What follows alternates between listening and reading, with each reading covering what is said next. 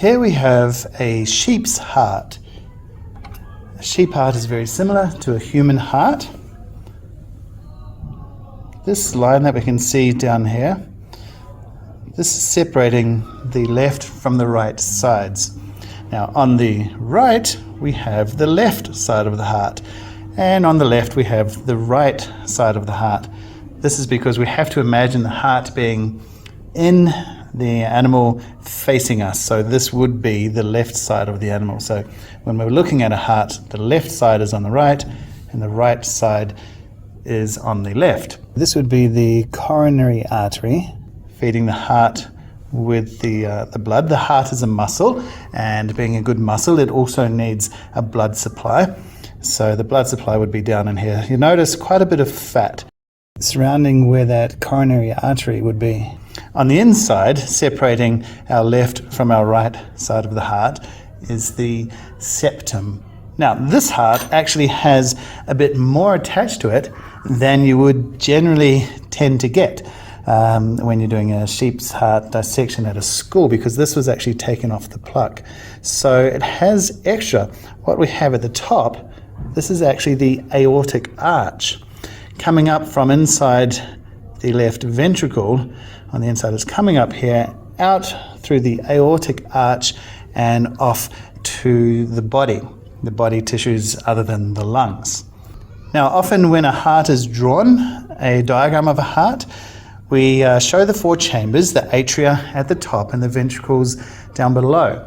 But a lot of diagrams sort of split the heart up into roughly equal quarters, coming in through the right atria, down to the right ventricle, then going out through the pulmonary artery to the lungs, and coming back in through the left atria to the left ventricle, and then up and out through the aorta to the rest of the body. But actually, all of this is the left ventricle, all of this is the right ventricle. The atria are actually these things. Now, it doesn't really look like much. It doesn't look like much at all, but this is the left atria. And likewise around the back, this here is actually the right atria. So you can see it's not really a quarter of the heart. And that left atria, that's not a quarter of the heart at all. We need to open up the heart to actually see that this is going into the atria, and then we should be able to see the valve, in this case the mitral valve, going down to the left ventricle. So I have sliced open the heart, and we can see these two cavities. On the left side we have the right ventricle, on the right side we have the left ventricle. In between, separating them, we have the septum. The septum separates the two ventricles. Now, what we can see very clearly is the wall on the right ventricle is much thinner than the wall, the muscular wall, for the left ventricle. And we ask ourselves, where does the blood pump to from the right ventricle? Well, that's only going as far as the lungs. That's not very far away from the heart. So we don't need these massive muscular contractions just to get that very close distance.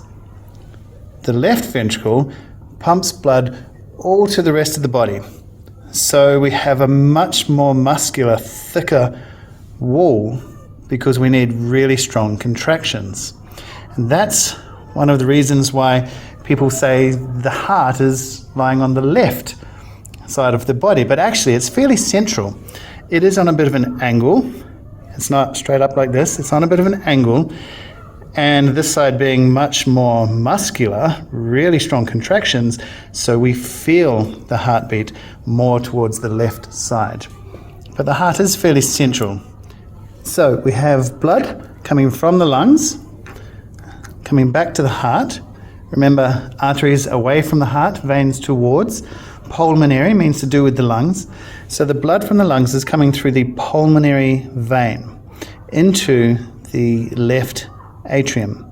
So if we follow down into the left atrium, see where we come out. Hopefully you can see the probe in there. Coming out into the left atrium. And then we have this valve. This is the mitral valve. So what the valves do is stop backflow of blood. Once the blood comes from the left atrium to the left ventricle, when this big muscle contracts, we don't want the blood going back into that left atrium. So the valve covers over so the blood can't go back that way. Hopefully this is showing in the video. It's a bit dark, but the valve just sort of closes over there. So when that valve closes over, the blood instead is forced up through the aortic arch. We can't see the probe. Usually the probe would be sticking out the top of the heart by now because we don't usually have the aorta attached. But the blood goes up through here, up through the aortic arch.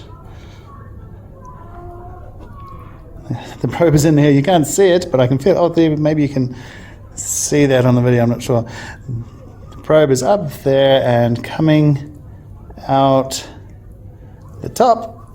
There it is, coming out the top of the aorta.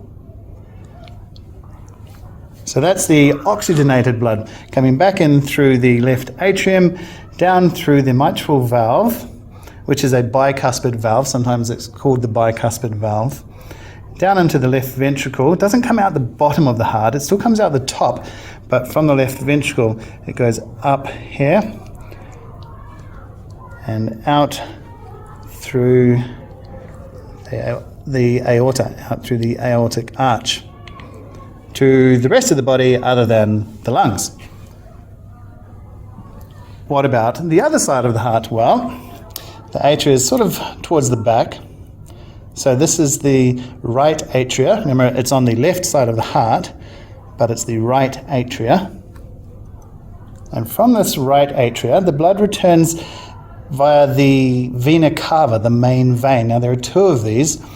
The inferior vena cava coming up from below, from the trunk and the legs, and the superior vena cava coming from the head and the upper limbs coming from above. They both come into this atria at the top of the heart here. So from the vena cava, superior and inferior, into this right atria. Should probably use the probe instead of fingers. So we're now going into the right atria. Probe's a bit hard to see, so maybe I'll use a finger. Through the right atria, past a valve. This is the tricuspid valve, into this section here, which is of course the right ventricle. From this right ventricle, when the heart contracts, the blood is pushed through the pulmonary artery to go back to the lungs to pick up some more oxygen. Remember, this is deoxygenated blood coming back to the heart through the superior and the inferior vena cava. Deoxygenated blood coming into the right atrium, down through the tricuspid valve, this is the valve here, into the right ventricle. Now if we just have a bit of a look,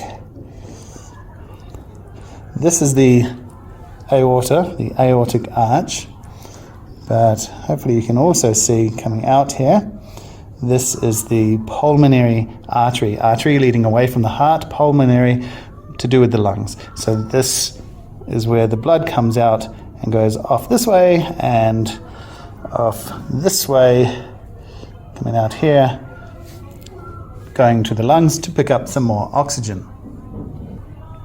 Let's just see if we can show that from, hopefully this is showing out on the video, it is quite dark.